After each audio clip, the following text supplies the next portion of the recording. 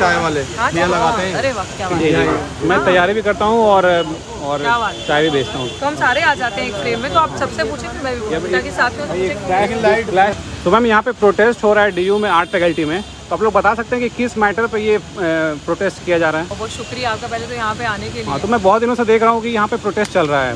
बस आप ही की कतार में हम हैं, एक IAS की तैयारी करने वाले या करवाने वाले, जो आपने कहा IAS चाय वाले, तो मैं समझ सकती हूँ।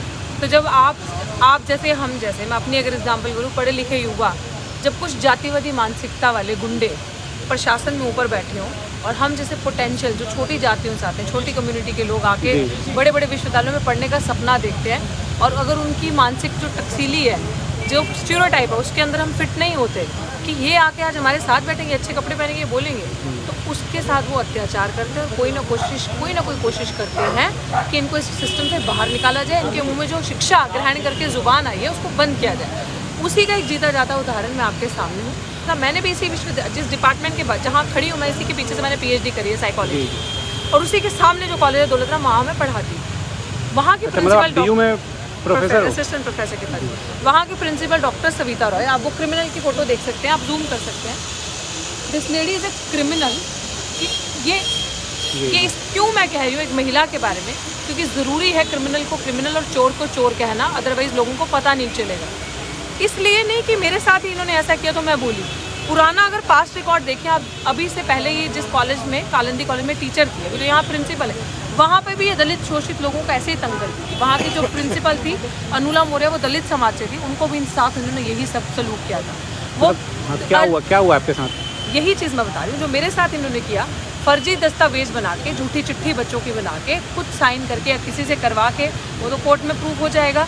इन्होंने मेरे अगेंस्ट लगाए, मुझे निकालने की साजिश करी गुंडागर्दी से, और कहा नहीं दूंगी। जब बाद में कोर्ट में तरीके चलती हैं, SC कमीशन में पैरेलल केस चल रहा था उस टाइम पे, तब कोर्ट का मैटर नहीं था, उससे पहले, तो पता चलता है कि वो झूठी एक चिट्ठी लिखती हैं, उसके साथ 35 बच्चों के फर्जी साइन करती है कि ये बच्चों की कंप्लेन है, इसलिए हमने इस टीचर को निकाला। जब निकाला तब कुछ नहीं बताया, वो जब घसीटा हमने कोर्ट में, तब ये चीज़ें आने लगी। उसके बाद क्या होता है, जब ये सारी चीज़ें चलती हैं, तो जब कोर्ट में प्रूव हो गया कि जब IO, क्योंकि SC ST एक्ट के अंदर FIR है, जब IO इन्वेस्टिगेशन करते हैं, इन्वेस्टिगेशन के दौरान पता चलता है कि वो 35 बच्चे जो मेरे ऊपर इल्ज़ाम लगा, हम तो डे वन से कह रहे थे झूठ है, ये झूठा है। IO इन्वेस्टिगेशन के दौरान पता चलता है कि वो 35 बच्चे मेरे पढ़ाए होते हैं, नहीं, पूरे कॉलेज में ही वो 35 बच्चों का डेटा नहीं है, 35, और ये कोर्ट को भी मिसलीड करती हैं। तो वो कौन बच्चे थे, पता चला कुछ? कॉलेज में डेटा ही नहीं, उनका नाम ही नहीं है, उन बच्चों का नाम और सिग्नेचर्स, नाम है ही नहीं, डेटा ही नहीं है, पूरे कॉलेज के बच्चों का नाम ही नहीं है उनका। तो आप बताएं ना, वो तो वही जानती हैं, और वो कैसे पता चलेगा? ये पुलिस प्रशासन हमारा देख लो कितना मिला हुआ है, कितना संरक्षण इनको DU प्रशासन के क्रिमिनल को ऐसे वाइस चांसलर्स अंदर रख रहे हैं, बेगुनाह सड़क पे है, और जो आरोपी है वो भी कुर्सी पे है। वो पता कैसे चलेगा? उसके लिए पुलिस का काम बनता था, उनको अरेस्ट करें, उनको पहले तो वाइस चांसलर आप सस्पेंड करते, लेकर जाते, पूछताछ करवाते, जब उन्हें इन्वेस्टिगेशन होती है ना, तब पता चलता है ये कैसे करेंगे। जब ये चीज़ें करेंगे नहीं, और उसी के लिए हम सड़क पे बैठे हैं, क्योंकि उनको संरक्षण मिल रहा है, वो तो अपने राजपाट पे अभी भी, और हम जैसा इनोसेंट बेगुनाह इंसान सड़क पे, ये केस है टोटल। और आप देखेंगे कि जो चार्जशीट जमा हुई है उन पे, जो इन पे ऊपर धाराएं लगी हैं, आप प्लीज़ वो फोटो लेके जाइएगा, ये जो धाराएं लगी हैं, ये SC ST के अंदर नॉन बेलेबल, 2 साल से कम बाहर ही नहीं आ सकती, ये देखिए। तो तब भी इतना, मतलब इन्होंने बिना जांच परख के आपको निकाल दिया कॉलेज से? बिना जांच परख तो छोड़ ही दो।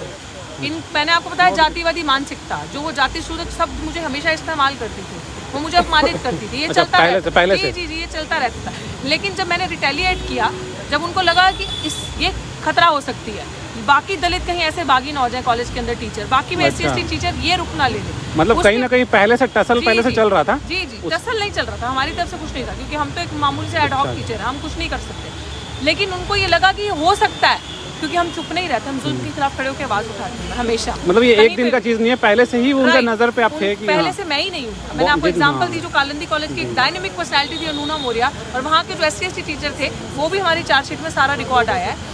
तो ये इनका काम है, कोई भी ऐसा टीचर देखती है, ऐसी जातिवादी मानसिकता टीचर, कोई भी ऐसा इंसान देखते, परेशान करना, उनको निकालना, बिल्कुल। और इनको क्योंकि अभी तक पकड़ी नहीं गई, ये किसी के हाथ में नहीं आई ना, भगवान ऊपर वाला ही जानता है कि क्या ऐसा हुआ कि जो इल्ज़ामात उन्होंने लगाए थे इन पे अनुला मौर्य जी ने, कि बच कैसे गई, वो फाइल में है। तो ये तो क्या सेटिंग करती हैं, क्या करती हैं, वो हमें नहीं पता। लेकिन आरोप अब की बार आरोप तो मतलब साबित हो चुका है ना कि इनकी गलती है। चार्जशीट तो तभी जमा होती है ना अच्छा। जब साबित होता है, वरना पुलिस क्यों दिल्ली पुलिस से चार्जशीट कोई जमा करवा सकता है क्या? तो यही चीज सोचे कि अभी भी इसके बाद भी ये ना तो पुलिस इनको पकड़ पा रही है ना पकड़ पा रही है। और ये जो डीयू प्रशासन, बीसी वाइस चांसलर का पूरा संरक्षण है उन्हें, हम वाइस चांसलर साहब को बार बार कहते हैं कि अगर आप सच्चे हैं, अगर आप जातिवादी मानसिकता से पीड़ित और ग्रस्त नहीं है तो न्याय दो, आप यहाँ पे आओ। आपके इंस्टीट्यूशन में ये मर्डर हुआ है, इंस्टीट्यूशन में मर्डर हो रहा है, एक दलित आदिवासी के बच्चों को तड़पाया, मतलब इनको अभी तक पकड़ा क्यों नहीं जा रहा है, ये समझ में नहीं आ रहा है कि इनको क्यों नहीं पकड़ रहे हैं, इनको जेल में क्यों नहीं डाल रहे हैं। अभी तक ये सलाखों के पीछे होनी चाहिए थी, यही हम जानना चाहते हैं।